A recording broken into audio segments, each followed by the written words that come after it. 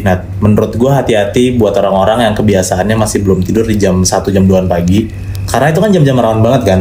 Banyak banget makhluk halus lah. Nah bisa jadi kalau lo belum tidur jam segitu dan makhluk halus itu tahu lo belum tidur, lo bakal digangguin.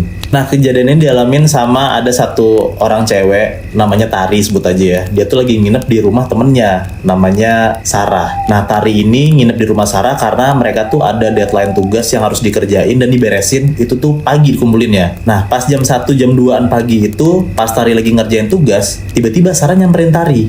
Dibilang kayak, "Tar, gue mau matiin lampu ya, lo matiin laptop deh, kita pura-pura tidur dulu yuk jam segini." Si Tari nanya lah kayak, "Kenapa Sar?" Nah si Sarah cuma bilang, "Nanti gue jelasin deh." Mereka pura-pura tidur lah tuh, mereka masuk ke dalam selimut. Ditanya lagi lah sama si Tari nih di dalam selimut kayak, "Sar emang kenapa?" Dijelasin lah sama Sarah. Ternyata Sarah bilang kayak, udah 5 hari ke belakang, setiap gue belum bisa tidur, gue belum tidur jam 2 pagi, gue tuh disamperin sama kuntilanak lagi nangis. Aduh. Nah satu-satunya yang bisa gue lakuin biar si kuntilanak ini pergi, kalau gue pura-pura tidur. Nah si Tari deg-degan banget, cuman karena dia mau nggak mau harus ngikutin apa yang si Sarah bilang, ya udah dia ikutin lah. Mereka pura-pura tidur, masuk selimut, HP dimatiin. Pas banget bener jam 2, si Tari sama Sarah denger ada cewek nangis. Itu pasti kuntilanak itu dong. Iya. Nangis aja tuh, hampir sekitar 1 menitan lah. Pas 1 menitan itu berhenti, si kuntilanak ini udah nggak nangis. Nah, si Tari tuh ngelihat ke arah Sarah. Dan pas Tari ngelihat, Sarah tuh masih pura-pura tidur. Mungkin karena Tari juga ngerasa si kuntilanak ini udah nggak nangis, dia tuh kayak refleks bangun buat ngecek sekitar. Dia coba bangun, dia keluar dari selimut, dia celingak-celinguk tuh ke arah kamarnya si Sarah. Kayak nengok ke kanan, nengok ke kiri. Dia ngelihat kalau pintu kamarnya Sarah itu kebuka gede banget, Nat.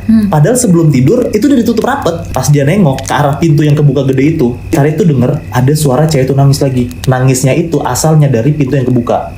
Si Tari deg-degan dong kayak, anjir gue ketahuan dong. Karena dia ngeliat temennya tidur, dia sendiri yang bangun kan, dan dia denger ada suara itu. Pas dia denger nih dari pintu yang kebuka itu ada suara cewek nangis, tiba-tiba si Tari ngeliat jelas banget, Nat, ada kuntilanak dari luar kamar si Sarah itu.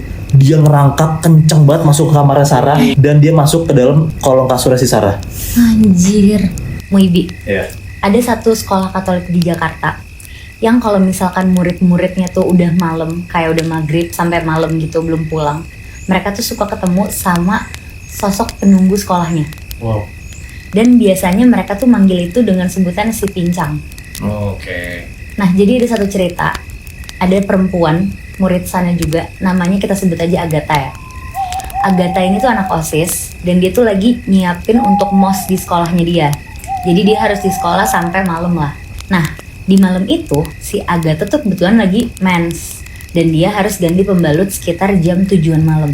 Akhirnya dia jalanlah sendirian ke toilet. Dia masuk ke bilik toiletnya, udah selesai, dia masukin lah bekas sampah pembalutnya itu ke tempat sampahnya.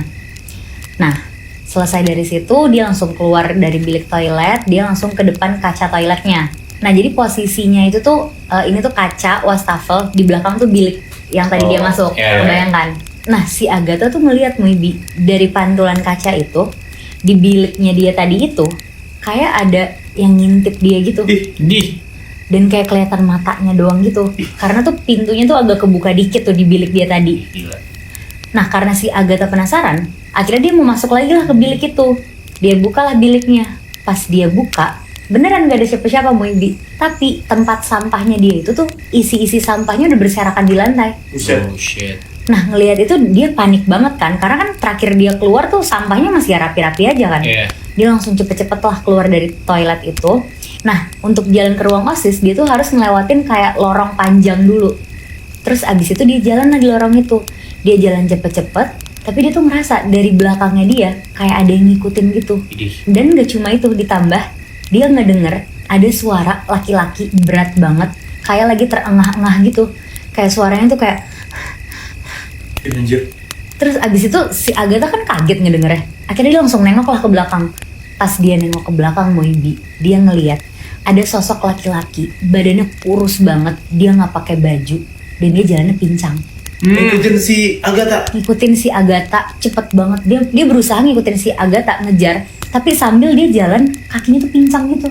Nah ternyata usut punya usut, si pincang ini adalah orang yang dulu bersih-bersih di sekolah mereka dan meninggal di sekolah itu karena katanya tuh sakit malaria. Jadi korbannya rata-rata ya perempuan di sekolah itu. Ada satu perumahan di Cibubur, komplek ini tuh gede banget jalan depannya. Terus sebelum masuk itu kayak lo ada gapura gede banget gitu. Dan kalau misalnya malam-malam, baru banget masuk kompleknya aja itu tuh udah gelap banget Bi. Minim penerangan, terus kanan kiri tuh kayak bukan hutan ya, kayak banyak pohonnya gitu lah. Jadi kejadian ini dialamin sama sepasang, ada namanya Edwin sama Ratna. Oke. Nah mereka itu baru OTW pulang dari party, pagi jam 3 pagi gitu Bi. Pacaran mereka? Pacaran. Oh, oke. Nah mereka itu pulang naik mobil. Jadi si Edwin ini nganterin Ratna ke daerah Cibubur ini nih, komplek ini nih. Pas mereka lagi jalan, itu baru banget masuk komplek rumahnya si Ratna. Tiba-tiba ban mobilnya si Edwin tuh kayak bocor gitu. Nah emang Edwin tuh orangnya pemarah banget. Sampai akhirnya pas di tempat yang sepi kayak gitu, dia tuh kayak ngumpat gitu ke mobilnya kayak, mobil kampret nih udah pagi-pagi rusak apa sih segala macam, pokoknya marah-marah lah. Pas mereka lagi benerin bannya nih, si Ratna nih nungguin si Edwin doang berdiri di depan mobil. Kan tadi gue bilang tuh di kanan kirinya komplek itu kayak banyak pohonnya gitu kan. Ratna denger di kanan kirinya tuh kayak ada orang, gue nggak tahu lah apa. Pokoknya si Ratna tuh denger ada yang ngesut-sutin dia, kayak gitu. Nah pertama sekali, dua kali Ratna tuh biasa aja, cuek aja, sampai akhirnya dia tuh ngerasa deg-degan karena yang ngesutin tuh kayak makin banyak gitu Bi, arahnya kayak gitu. Oh. Nah karena Ratna deg-degan, Ratna bilang lah ke Edwin, sayang kamu masih lama nggak? Ayo cepet yuk. Nah denger si ceweknya bilang kayak gitu, Edwin tuh marah banget. Dia bilang kayak, lo cewek nggak tahu diri ya, udah gua anterin pulang lo, mobil gua rusak lo nggak ngebantuin gua. Wede si ceweknya dikata-katain lah sama Edwin.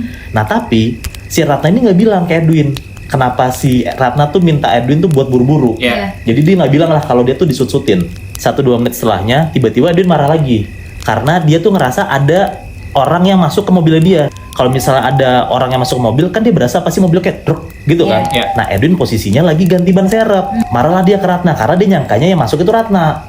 Teriak-teriak kayak Edwin kayak, kan gue udah bilang gue lagi ganti ban, lo gak usah masuk. Pas si Edwin lagi marah-marah, Ratna bilang, aku gak masuk kok. Nengoklah si Edwin ke arah Ratna, ternyata Ratna di luar mobil. Nah jadi siapa dong yang di dalam mobil kan? Iya. Karena Edwin tahu ada sesuatu nih yang masuk ke dalam mobilnya, akhirnya dia berdiri dan dia ngintip ke dalam mobilnya. Dia tuh ngintip kayak gini nih, ke kaca gitu. Ternyata emang bener Bi, yang masuk ke mobil bukan Ratna. Tapi Edwin ngeliat ada pocong di kursi belakang dia lagi tiduran, dan pocong itu lagi melotot ngeliatin Edwin. Anjir. Jadi di dalam mobil dia itu bukan ceweknya, tapi pocong jam 3 pagi.